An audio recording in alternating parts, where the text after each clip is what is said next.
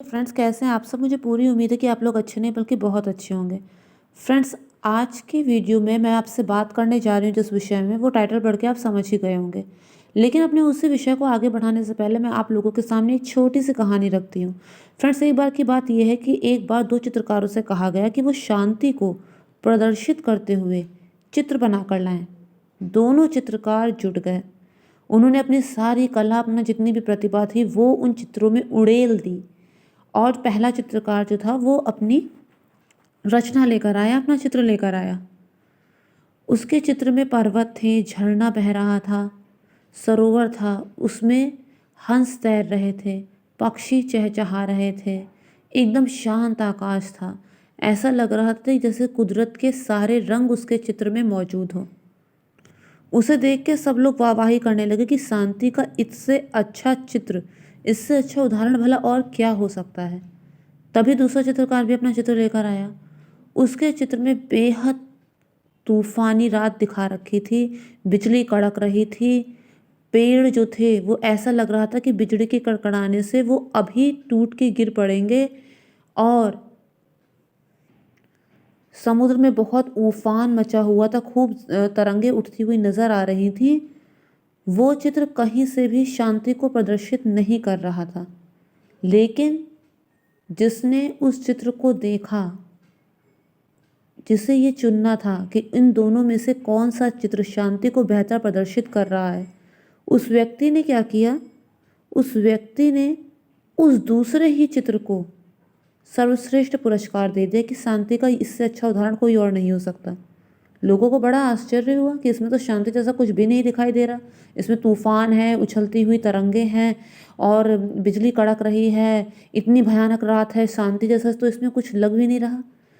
तो उसी के विषय में जो जिसने उस चित्र को सर्वश्रेष्ठ पुरस्कार दिया था, वो बोला कि इस चित्र में वो जो पेड़ है जो पूरी तरह से तेज हवा से झुक रहा है, उस पेड़ को ध्यान से देखो, उसमें एक घोंसला है और उस घोंसले में एक चिड़िया है जो अपने बच्चे को, अपने दोनों बच्चों को शांति से दाना खिला रही है।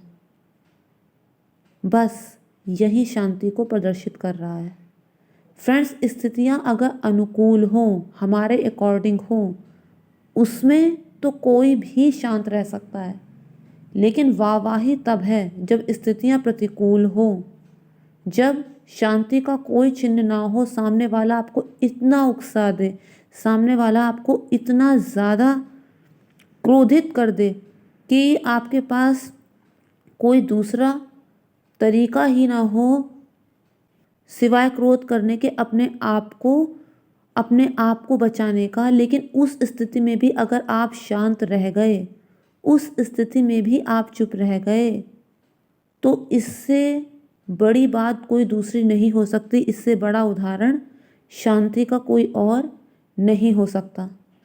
इसका मतलब ये बिल्कुल नहीं है कि हमें सबके साथ झुक कर रहना है, बिल्कुल नहीं। क्योंकि ज़रूरी नहीं होता कि हर बार बड़े ही सही हों। कई बार ऐसा भी होता है कि बड़े बहुत ज़्यादा गलत होते हैं। अब अगर हम रामचरितमानस का ही उदाहरण उठा के देख लें, तो कैकई ने जो किया, भरत ने उसको क्या कहा था कैकई को कि अरे पापनी, तेरे मुंह में कीड़े तो नहीं पड़ गए? तूने क्यों ऐसा किया? तूने पेड़ की जड़ को काट कर उसके पत्तों को खुश करने का सोचा है। आज तक भरत का सम्मान कहीं से भी कम नहीं हुआ। भरत ने क्या नहीं कहा, बहुत कुछ कहा, मैंने तो आपको संक्षेप में बताया। लेकिन फिर भी आज तक भरत का सम्मान किसी की नज़रों में कम नहीं हुआ। और कैकई के नाम पे तो कोई अपनी बेटी का नाम तक नहीं रखता। क्योंकि अगर भरत उस समय कैकई की बात मान लेते कि भाई बाप की बात मान ली और उन्होंने राज्य ग्रहण कर लिया होता, तो उनका इतना सम्मान नहीं होता। तो ज़रूरी नहीं है कि कई बार के हमेशा बड़े ही सही हो।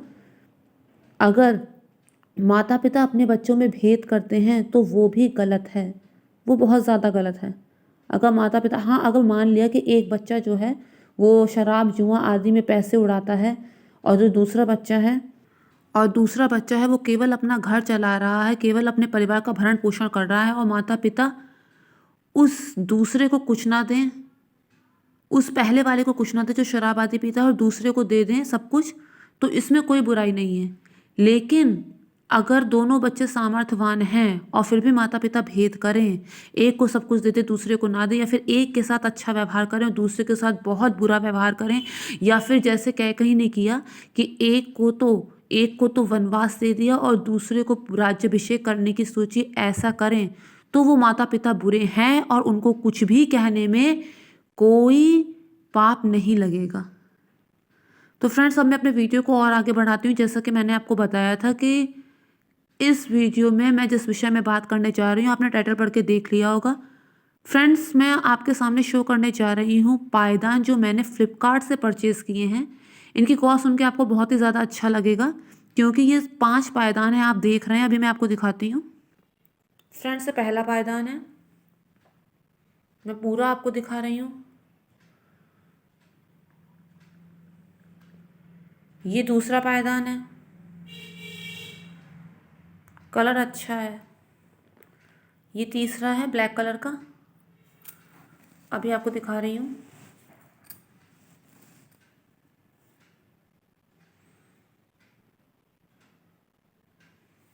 चौथा,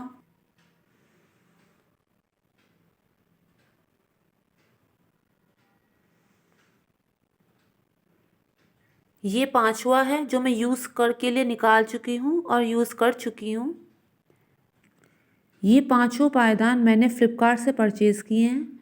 इन पांचों की कीमत सिर्फ 194 रुपीज़ है। 194 में ये पांचों पायदान मुझे मिल गए हैं, जो कि एक बहुत कम कॉस्ट है। और अगर मैं बताऊँ तो इस हिसाब से एक पायदान की कीमत लगभग 30-35 रुपये से ज़्यादा नहीं है। कॉटन के हैं, पैर अच्छे से पोंछते बनता है और बहुत छोटे भी नहीं हैं। इनमें कोई कमी नहीं है इन पायदान में। आप अगर चाहें तो आप भी फ्लिपकार्ट से इसे परचेज़ कर सकते हैं, क्योंकि अक्सर ऐसा होता है जब एक पायदान गंदा हो जाता है तो उसे हटा के दूसरा साफ बिछाने से ही घर अच्छा लगता है। तो आप चाहें तो इसे फ्लिपकार्ट से परचेज़ कर सकते हैं। 194 में 5 पायदान, कोई घाटे का सौदा नहीं है। मैं पूरी तरह से संतुष्ट हूँ इस ऑर्डर से। और दूसरी बात फ्रेंड्स ये है कि इनके कलर्स जो हैं वो बहुत ही प्यारे, आप तो देख ही रहे हैं। मैंने आपको पांचों पायदान भी दिखा दिया था जो मैं एक बार यूज़ कर चुकी हूँ। 4 आपके सामने हैं, मैं बार बार आपको दिखा रही हूँ। कलर्स आप देख रहे हैं, कॉटन के हैं और बहुत ही अच्छे पायदान हैं, आपको भी ज़रूर पसंद आएंगे। तो फ्रेंड्स, अपना वीडियो मैं यहीं पर स्टॉप करती हूँ और मुझे पूरी उम्मीद है आपको मेरा वीडियो अच्छा लगा होगा। अगर आपको मेरा वीडियो अच्छा लगा तो मेक श्योर मेरे चैनल को सब्सक्राइब, वीडियो को लाइक और शेयर कीजिए। Thank you friends, thank you so much.